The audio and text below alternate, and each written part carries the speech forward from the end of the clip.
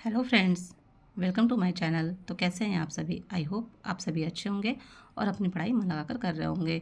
तो आज हम आप लोग के लिए एक न्यू टॉपिक लेकर आए हैं जिसका नाम है रेस्पिरेटरी सिस्टम यानी कि श्वसन तंत्र। तो चलिए बात करते हैं हम कि श्वसन क्या है। ठीक है, देखिए फ्रेंड्स, आप लोग के कॉम्पिटिटिव एग्ज़ाम में इससे कई महत्वपूर्ण प्रश्न पूछे जाते हैं, चाहे वो बीपीएससी टीआरई हो या बीपीएससी हो, और चाहे वो आरओ हो या फिर यूपी पुलिस हो। तो हर प्रकार के कॉम्पिटिटिव एग्ज़ाम में इससे महत्वपूर्ण प्रश्न आते ही हैं। ठीक है, इसलिए ये चैप्टर भी आप लोग के लिए काफ़ी इंपॉर्टेंट हो जाता है। तो इसकी हम लोग वन लाइनर सीरीज़ को देखते हैं जो बेहद ही महत्वपूर्ण है आप सभी के कॉम्पिटिटिव एग्ज़ाम के लिए। तो बात करते हैं हम कि सबसे पहले कि श्वसन क्या है। तो देखिए, श्वसन एक प्रकार की रासायनिक प्रक्रिया है। ठीक, और श्वसन किसे कहते हैं? तो देखिए, ग्लूकोज का ऑक्सीकरण करके ऊर्जा को प्राप्त करने की जो प्रक्रिया होती है वो श्वसन कहलाती है। ओके, देखिए फ्रेंड, जैसे हम क्या करते हैं कि भोजन को हम लेते हैं। ठीक, भोजन को जब हम लेते हैं तो किस रूप में लेते हैं? ग्लूकोज के रूप में लेते हैं। और ऑक्सीजन के प्रेजेंस में, जो हम वातावरण से ऑक्सीजन लेते हैं, तो उस ऑक्सीजन के प्रेजेंस में ग्लूकोज का ऑक्सीडेशन हो जाता है। और उससे जब ऑक्सीडेशन हो जाता है तो उसके बाद क्या होती है कि कार्बन डाइऑक्साइड, जल और एनर्जी रिलीज़ होती है। ठीक है, जो कार्बन डाइऑक्साइड बनती है वो क्या होती है, वापस जो है वातावरण में उसको हम लोग छोड़ देते हैं, और वातावरण में छोड़ देते हैं। और प्लस जो एनर्जी रिलीज होती है, जो एनर्जी बनती है, वो हमारी बॉडी में स्टोर हो जाती है और समय समय पर इसका उपयोग किया जाता है हमारी बॉडी के दौरान, शरीर के दौरान। ठीक है, तो चलिए अब बात करते हैं। आप सभी लोग इसके बारे में बहुत अच्छे से पढ़े होंगे। तो अगर आप लोग कहेंगे तो मैं इसकी थ्योरी क्लासेस भी लेकर जल्द ही आऊँगी। ठीक है, तो उसमें हम पूरी थ्योरी पढ़ा देंगे, जिसकी वजह से आपका ये जो रेस्पिरेटरी सिस्टम है ये पूरे डिटेल से आपको अच्छे से समझ में आ जाएगा। तो चलिए हम आज बात करते हैं इसके महत्वपूर्ण प्रश्नों पर जो आपके कॉम्पिटिटिव एग्ज़ाम में पूछे जाते हैं। तो चलिए बात करते हैं हम लोग इसके वन लाइनर सीरीज़ के बारे में। देखिए फ्रेंड्स, श्वसन में बाहर निकली वायु में कार्बन डाइऑक्साइड की लगभग कितनी मात्रा होती है? तो कितनी मात्रा होती है? 4% होती है। कितनी होती है? 4% होती है। ठीक है, नेक्स्ट क्वेश्चन देखिए, अधिकतर कीट किस प्रकार श्वसन क्रिया करते हैं? अधिकतर कीट किस प्रकार श्वसन क्रिया करते हैं? तो श्वास नली प्रणाली के द्वारा श्वसन क्रिया करते हैं। नेक्स्ट क्वेश्चन, शीत निद्रा के दौरान मेंढक किस अंग से श्वसन करता है? शीत निद्रा के दौरान मेंढक किस अंग से श्वसन करता है? तो केवल त्वचा से श्वसन करता है। किससे करता है? केवल त्वचा से। तो मेंढक का श्वसन अंग कौन सा है? त्वचा। ठीक है, त्वचा के माध्यम से वह श्वसन कर लेता है। नेक्स्ट क्वेश्चन कि यातायात पुलिस शराब के नशे वाले व्यक्ति की श्वास जांच में किस गैस के मिश्रण का प्रयोग करती है? तो किस गैस के मिश्रण का प्रयोग करती है? पोटेशियम डाइक्रोमेट सल्फ्यूरिक अम्ल। नेक्स्ट क्वेश्चन, श्वासोच्छ्वास यानी कि ब्रीथिंग, यानी कि श्वासोच्छ्वास मतलब क्या होता है? सांस लेना। ठीक है, तो श्वासोच्छ्वास यानी कि ब्रीथिंग में बाहर निकली वायु में ऑक्सीजन की कितनी मात्रा होती है? तो ऑक्सीजन कितनी मात्रा? देखिए फ्रेंड्स, श्वासोच्छ्वास में बाहर निकली वायु में ऑक्सीजन की कितनी मात्रा होती है? तो 17% होती है। यानी कि क्या 17% ऑक्सीजन क्या होती है? वो बाहर निकल जाती है। ठीक है, बाहर निकल जाती है। हम ऑक्सीजन कितना लेते हैं? हम ऑक्सीजन जो है वातावरण से 21% लेते हैं, और बाहर कितना छोड़ते हैं? 17% ऑक्सीजन जो है बाहर छोड़ देते हैं। यानी कि क्या होती है? ऑक्सीजन की कमी हो जाती है हमारे शरीर में। ठीक है, अब चलिए नेक्स्ट क्वेश्चन देखिए, श्वसन में रुधिर का कौन सा घटक ऑक्सीजन का अवशोषण करता है? तो कौन सा करता? तो लाल रक्त कणिकाएं करती हैं, यानी कि आरबीसी करती हैं। ठीक है, अवायवीय श्वसन में पेशी कोशिकाएं ग्लूकोज को किसमें परिवर्तित होकर ऊर्जा उत्पादन करती हैं? तो किसमें करती हैं? लैक्टिक अम्ल में लैक्टिक अम्ल में क्या करती हैं? उत्पादन करती हैं। ओके, नेक्स्ट क्वेश्चन, भोजन निगलते समय श्वसन मार्ग किस अंग द्वारा बंद हो जाता है?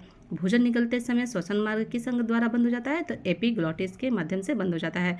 बात करते हैं एपिग्लॉटिस के बारे में। देखिए, एपिग्लॉटिस आपको पता होगा कि ये जीभ के नीचे गले के पास एपिग्लॉटिस होती है। जब हम भोजन ग्रहण करते हैं तो ये क्या करता है, ये एपिग्लॉटिस एक पत्तीनुमा संरचना होता है जो उस द्वार को बंद कर लेता है ताकि भोजन उसके अंदर न जा पाए। एपिग्लॉटिस क्या करता है? एपिग्लॉटिस जो है वो श्वसन मार्ग को बंद कर देता है। ठीक है, भोजन निकलते समय एपिग्लॉटिस श्वसन मार्ग को बंद कर देता है। ठीक है, और नेक्स्ट क्वेश्चन, फेफड़ों में गैसों का आदान प्रदान किसके द्वारा होता है? फेफड़ों में गैसों का आदान प्रदान किसके द्वारा होता है? तो वो ब्लड के द्वारा होता है। नेक्स्ट क्वेश्चन, क्रेब्स साइकिल में किस क्रेब्स चक्र की क्रिया किस कोशिकांग में संपन्न होती है? यानी कि क्रेब्स साइकिल की क्रिया किस कोशिकांग में संपन्न होती है? वो होती है माइटोकॉन्ड्रिया में संपन्न होती है। नेक्स्ट क्वेश्चन, ऑक्सीश्वसन यानी कि एरोबिक रेस्पिरेशन की क्रिया कोशिका के किस भाग में संपन्न होती है? तो है कोशिका द्रव्य एवं माइटोकॉन्ड्रिया में संपन्न होती है। नेक्स्ट क्वेश्चन देखिए, ग्लाइकोलाइसिस क्रिया को ऑक्सी तथा अनॉक्सी श्वसन का सामान्य चरण माना गया है। तो ऑक्सी तथा अनॉक्सी श्वसन का सामान्य चरण किसे माना गया है? ग्लाइकोलाइसिस। क्या है ग्लाइकोलाइसिस? ग्लाइकोलाइसिस मतलब होता है ग्लूकोज का टूटना, ठीक है। ग्लूकोज के विघटन को ही ग्लाइकोलाइसिस कहते हैं। नेक्स्ट क्वेश्चन, श्वसन द्वारा उत्पन्न ऊर्जा का संचय किस रूप में होता है? तो श्वसन द्वारा उत्पन्न ऊर्जा का संचय किस रूप में होता है? एटीपी अणु के रूप में होता है। अभी हमने आपको ऊपर बताया था कि प्रश्न में कि एटीपी अणु यानी कि एटीपी क्या होता है? एनर्जी होती है। एटीपी क्या होती है? एनर्जी होती है, और ये हमारी बॉडी में स्टोर हो जाता है और समय समय इसका उपयोग किया जाता है, ठीक है। तो नेक्स्ट क्वेश्चन, पहाड़ों पर रहने वालों में आरबीसी की संख्या अधिक होती है, क्यों? क्योंकि पहाड़ पर वायु कम संघनित होती है। पहाड़ पे क्या होती है? जो हवा होती है वो कम संघनित होती है। नेक्स्ट क्वेश्चन, कार्बोहाइड्रेट तथा वसा उपापचय के प्रमुख अंतिम उत्पाद क्या हैं? कार्बोहाइड्रेट तथा वसा उपापचय के प्रमुख अंतिम उत्पाद क्या हैं? तो वह कार्बन डाइऑक्साइड एवं पायरुविक अम्ल यानी पायरुविक एसिड। नेक्स्ट क्वेश्चन, अवायवीय श्वसन यानी कि एनारोबिक रेस्पिरेशन में कौन सी प्रक्रिया होती है? तो कौन सी होती है? ग्लाइकोलाइसिस। क्या होती है? ग्लाइकोलाइसिस, यानी कि ग्लूकोज के विघटन को ग्लाइकोलाइसिस कहते हैं, ठीक है। कि मानव में श्वसन दर या श्वास दर प्रति मिनट कितनी होती है? मानव में श्वास दर प्रति मिनट यानी 1 मिनट में कितनी बार होती है? तो 12 से 15 बार होता है। कितना होता है? 12 से 15 बार होता है। और मनुष्य का जो हृदय की धड़कन है, तो मनुष्य के हृदय की धड़कन 1 मिनट में कितनी बार धड़कता है? तो 72 बार धड़कता है, ठीक है। औसत अगर बात करें तो 72 बार, नहीं तो 70 के 80 के बीच में होता है, ठीक है। और श्वास दर की बात करें तो 12 से 15 बार होता है, ओके।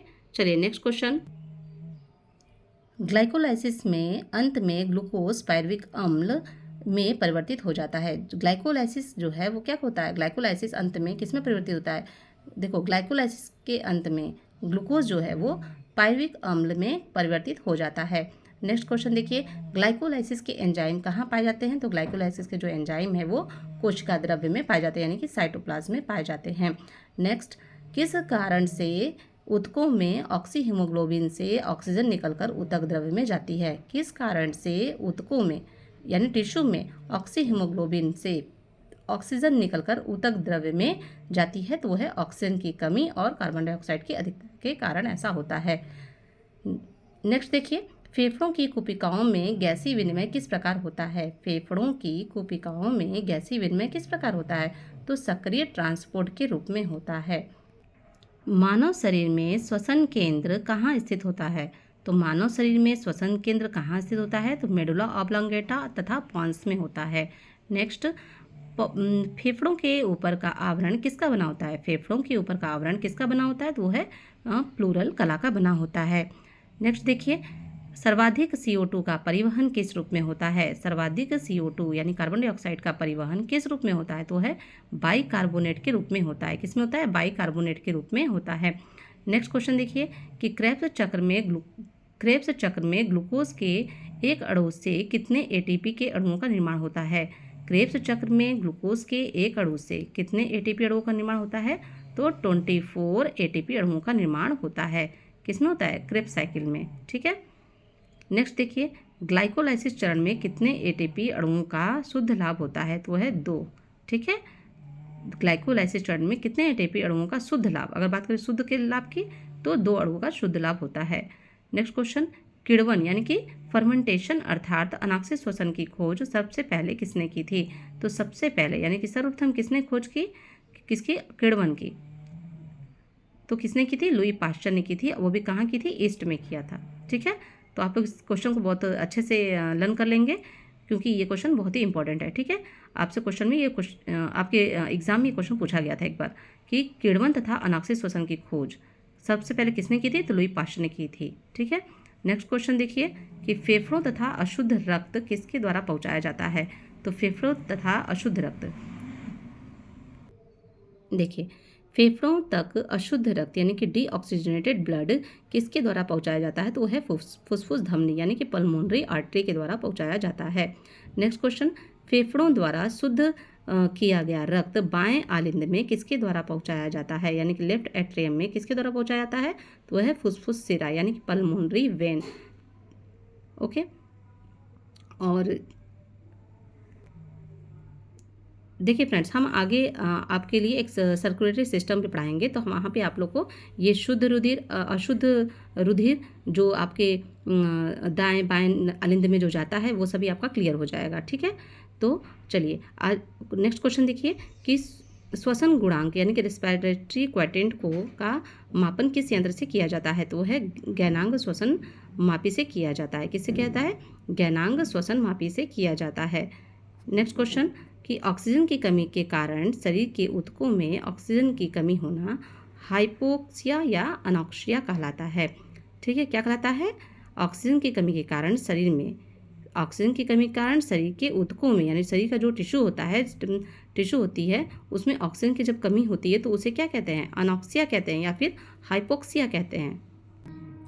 नेक्स्ट देखिए कि एक स्वस्थ वयस्क व्यक्ति में हृदय के धड़कने की औसत दर कितनी होती है? 72 बार प्रति मिनट होती है। ठीक है, तो आशा करती हूँ फ्रेंड्स आप लोगों को ये सेशन अच्छा लगा होगा।